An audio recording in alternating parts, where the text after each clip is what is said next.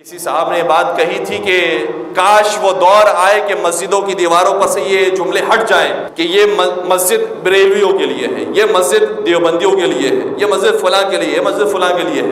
تو ہم نے دل ہی دل میں سوچا کہ ہماری مسجد کتنی محفوظ ہے، جو پہلے دن سے آج کے دن تک کبھی بھی ہمارے کسی مسجد پر نہیں لکھا ہے کہ یہ صرف شیعوں کے لیے ہے، نہ ہمارے کسی امام باڑے میں لکھا ہے، نہ ہمارے کسی مسجد میں لکھا ہوا ہے۔ کربلا لوگ جاتے ہیں، ہاتھ باندھ کے نماز پڑھتے ہیں، سجدے کا بغیر نماز پڑھتے ہیں، وہ ان کی مرضی ہے۔ سب کے لیے دروازہ کھلا ہوا ہے، مولا حسین کا دروازہ کھلا ہوا ہے، امام رضا کا دروازہ کھلا ہوا ہے، لوگ آتے ہیں۔ اسی طریقے سے ہماری آزاداریاں کھلی ہوئی ہیں۔ اللہ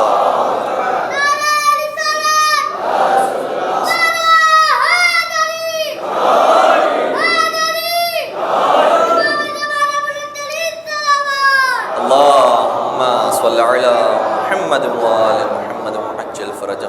اور باقاعدہ واقعہ یہ ہے کہ جب امام رضا علیہ السلام کا حرم بنایا جا رہا تھا،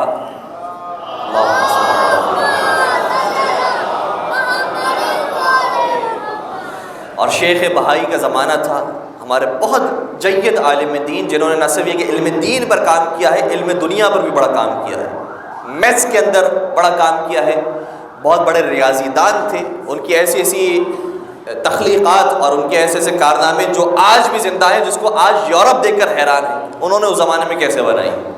مثال کے طور پر ایک چھوٹی سی بات کروں کہ ایک بہت بڑا سا پرانے زمانہ ہے، بہت بڑا سا ایک حمام خانہ انہوں نے بنایا تھا، جس کے اندر مختلف لوگ حمام کیا کرتے تھے اور جایا کرتے تھے۔ تو اس کے پانی کو گرم کرنے کے لیے بڑی پریشانی ہوتی تھی کہ کیسے پانی کو گرم کر کے لے کر جائیں، سردیوں کا زمانہ ہے۔ تو انہوں نے ایک ایسی چیز ایجاد کی کہ صرف ایک موم بتی کی لو سے سارے کے سارے حمام میں گرم پانی آتا تھا، صرف ایک لو سے۔ اور کہتے ہیں کہ جب آئے یورپینس اور انہوں نے تحقیق کی اس کے اوپر، تو ان کو تو سمجھ میں نہیں آئی، بالآخر انہوں نے وہ لو بجھا دی، اور اس کے بعد جب سے پانی گرم آنا بند ہوا، اس کے بعد سے انہوں نے جتنی کوشش کی پھر وہ پانی دوبارہ سے گرم نہیں ہوا۔ اس طرح کی عجیب و غریب ان کی دریافت تھی۔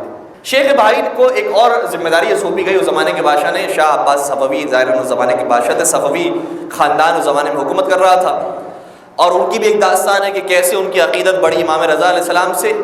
لیکن بالآخر شیخ بہائی کو یہ حکم دیا گیا کہ آپ اس حرم کو تعمیر کریں، اس حرم کو تعمیر کرنے میں آپ سپروائز کریں کہ حرم جتنا خوبصورت تعمیر ہو کہ لوگ زائرین آئیں تو دیکھیں امام کی بارگاہ کو تو خوش ہو۔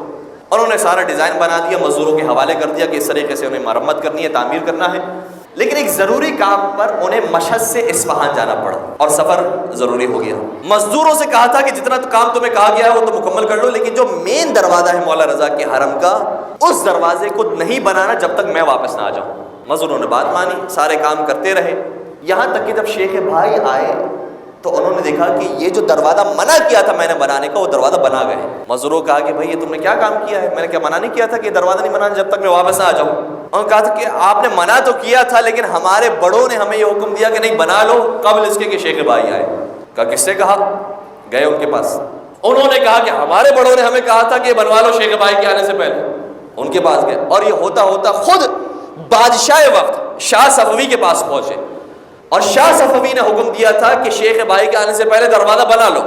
خود شاہ صفوی نے حکم دیا۔ شیخ بھائی نے کہا کہ میں نے آپ کے بارے میں عجیب بات سنی ہے، ایک طرف سے آپ نے مجھے ساری ذمہ داری سونپی ہے کہ میں حرم کو تعمیر کروں، دوسری طرف سے آپ مداخلت کر رہے ہیں کہ آپ نے کہہ دیا کہ دروازے کو بنا لو۔ کہا میں نے مداخلت نہیں کی، توجہ رکھیے گا، کہا میں نے مداخلت نہیں کی، بلکہ خود میرے امام حضرت علی رضا علیہ السلام نے مجھے آ کر حکم یہ دیا کہ شیخ بھائی کے آنے سے پہلے دروازہ بنا لو۔ انہوں نے کہا کیا مطلب، کیوں حکم دیا؟ کہ مجھے نہیں معلوم، لیکن امام رضا نے یہ کہا ہے کہ جو کام وہ اس دروازے کے لیے شیخ بھائی کرنا چاہتے ہیں وہ اپنے گھر کے دروازے پر کریں، یہاں پر نہ کریں۔ شیخ بھائی رونے لگے، کسی کو بات سمجھ میں نہیں ہے کہ ہوا کیا۔ شیخ بھائی رونے لگے۔ شاہ صفی نے کہا کہ میں نے ایسی کون سی بات کہہ دی کہ تمہارا دل اتنا اداس ہو گیا اور رونے لگے؟ کہ تمہیں معلوم ہے کہ میں جو دروازہ رکوا کے رکھا تھا تو اس دروازے کے اوپر ایک تختی لگوانا چاہتا تھا، اور اس تختی کے اوپر ایک ایسا طلسم کرنا چاہتا تھا، شیخ بھائی ہے بہت بڑے عالم دین کا، ایسا طلسم کرنا چاہتا تھا کہ اس دروازے سے جو بھی جانا چاہے اگر وہ امام رضا کو امام مانتا ہو تو داخل ہو سکے، اور اگر نہ مانتا ہو تو ایک ایسی شیلڈ اس کے سامنے آ جائے کہ وہ کبھی داخل ہی نہ ہو سکے۔